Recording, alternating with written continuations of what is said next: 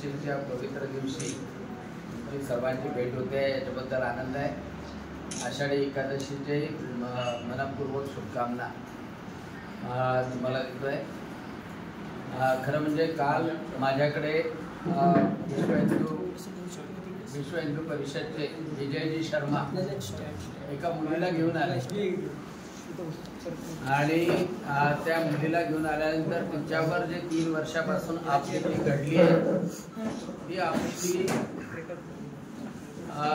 तिच्या तोंडून ऐकली तर ती जास्त योग्य राहील।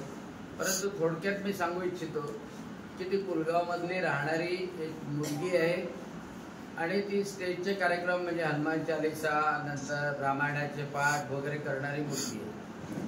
परंतु 2021 मध्ये कोरोनाच्या काळामध्ये लॉकडाऊनच्या परिसरामध्ये ती इंस्टाग्रामवर फेसबुकवर एकाशी तिचा परिचय झाला आणि UB फिटनेस नावाचं ते अकाउंट होतं आणि त्या अकाउंटवर एक हिंदू वेशभूषेमधला मुलगा तिच्याशी संपर्क साधत होता आणि त्याच्या गळ्यामध्ये रुद्राक्षाची माळ, कपाळाला कुंकू, उभा टिक्का आणि अशा माध्यमातून तिची फेसबुक फ्रेंडशिप झाली आणि फेसबुक फ्रेंडशिपच्या नंतर त्यांनी संपर्क साधला आणि तो पुलगावला आला आणि पुलगावला आल्यानंतर त्यांची फ्रेंडशिप वाढत गेली आणि मग त्यांनी ठरवलं की लग्न करायचं।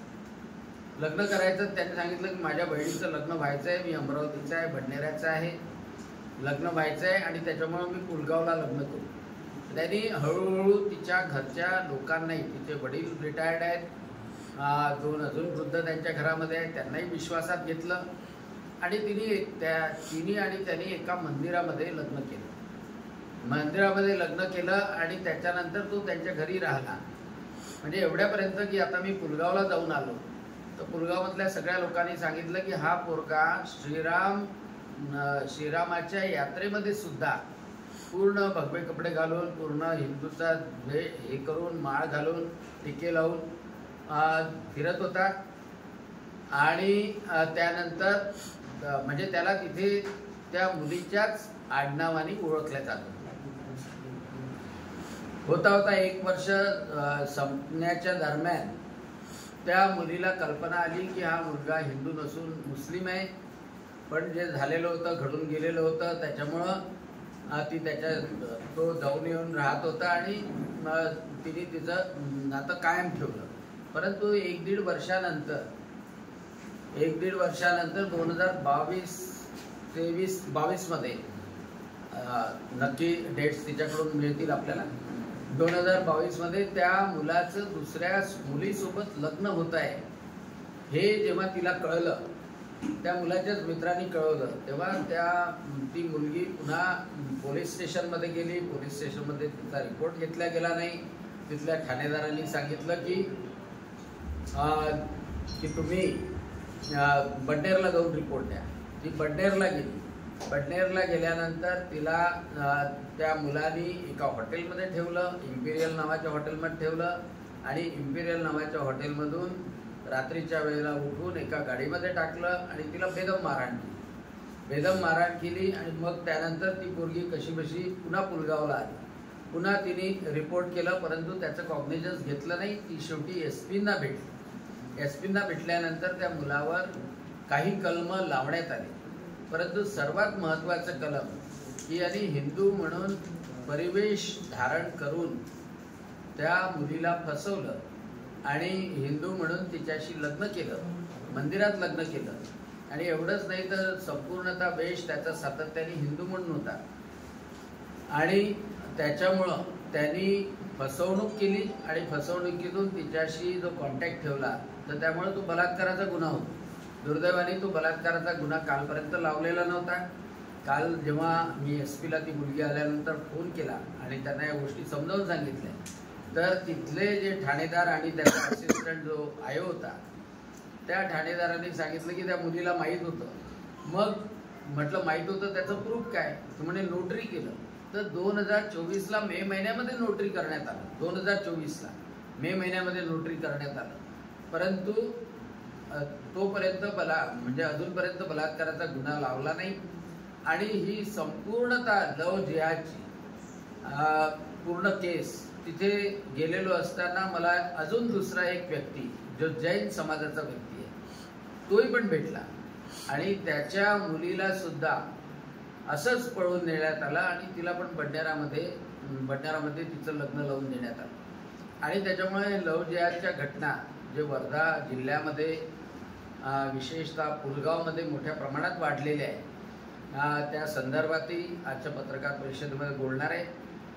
महत्त्वाचं म्हणजे त्या पुढीचंच व्हर्शन आपण ऐकावं, ते फोटो पाहावे आणि तिने दिलेले रिपोर्ट आणि तिला न्याय मिळवून देण्याकरता पत्रकारितेच्या माध्यमातून आपल्याकडून न्यायाची अपेक्षा आहे की तो दबाव पोलिसांवर आणणं अतिशय आवश्यक आहे की फॉल्स आयडेंटिफिकेशन असल्यामुळे तिला हिंदू म्हणून तो समोर गेल्यामुळे आणि लग्न केल्यामुळे त्याच्यावर बलात्काराचा गुन्हा दाखल करण्यात यावा ही मागणी मी प्रकर्षानं मांडतो. भी नहीं पता था, उनसे भी दहेज लिया गया था, तो मैंने उनसे कांटेक्ट किया, उनको बताया तो उन्होंने लड़की मतलब जिस दिन ही शादी हुई थी उसी दिन लड़की लेके गए थे. अच्छा, वो लड़की हाँ, तो उनका तलाक मतलब 1 डे तलाक हो चुका है और उन्होंने अपना वगैरह सामान लेके गए थे. उन्होंने मेरे को सपोर्ट भी किए थे ये चीज में. तर त्यामुळं त्यांनी जे फॉल्स आयडेंटिफिकेशन दिलं होतं त्याच्यामुळं ते हिंदू पद्धतीने लग्न झालं आणि त्यामुळं फॉल्स आयडेंटिफिकेशन दिल्यामुळं 376चा गुन्हा आणि 420चा गुन्हा लावावा ही मागणी प्रकर्षानं आम्ही रेटतोय. मॅडम, तुम्हाला तो कोयता दाखवला होता, कोयता दाखवून धर्म परिवर्तन कोणत्या ठिकाणी करायला? समृद्धी हायवे पुलगाव. कधीची घटना आहे? काय घडलं? कधी अंदाजे कधी? 8-9 मई की. डिटेल में बता. ये 2024 में? हाँ. डिटेल में बता. थोडंसं सविस्तर सांगा, म्हणजे कसं झालं होतं, तो नेमका कुठे आला होता? मुझे काय घडलं होतं? उसके फ्रेंड का फोन आया था कि दूसरी शादी कर रहा करके और तुम्हारे साथ ऐसा किया, तो मैंने उसको पूछने के लिए बुलाया था. जब वो आया तो नॉर्मली आया था, मतलब घर वालों के सामने बात नहीं करते, अकेले में बात करते करके गाड़ी में लेके गया था उधर हाईवे की तरफ. वहां पे उसने बोला कि 2 ऑप्शन देता तेरे को, एक तो मर कोयता लगा के, या तो फिर अभी बुर्का पहन और मेरे साथ चल. जो शादी हो रही है वो शादी की वो लड़की की जगह तेरे को बैठा लेंगे हम, पर तेरे को मुस्लिम बनना पड़ेगा. उसके बाद तेरे को कभी तेरे घर वालों से मिलने नहीं देंगे, न तेरे घर वालों से कोई लेना देना नहीं, यानी मर गए बोलो, ये सोच के चलना. मैंने नहीं बोला, मैंने डायरेक्ट यही शब्द बोला था कि मार दिया चलता, पर मेरे को धर्म परिवर्तन नहीं करने का है. वहां से रिटर्न आने के बाद में पुलिस स्टेशन गई थी वो चीज के लिए, पर सर लोगों ने यही बोले थे कि ये मैटर तुम्हारा मैरिड इतना टाइम हो गया तो ये सब नहीं होता. ये आपने बताया था उनको, पुलिस वाले को? जी बताया.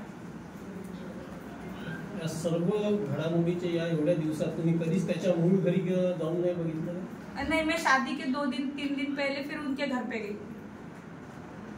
मैंने दूसरी शादी की. हाँ, उसके 2-3 दिन पहले. उसके पहले में जब इतना आपका सब ये हुआ, उसके बीच में आप गए थे? नहीं, कभी नहीं.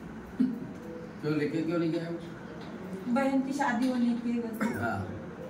छोटी बहन को शादी में दिक्कत आएगी.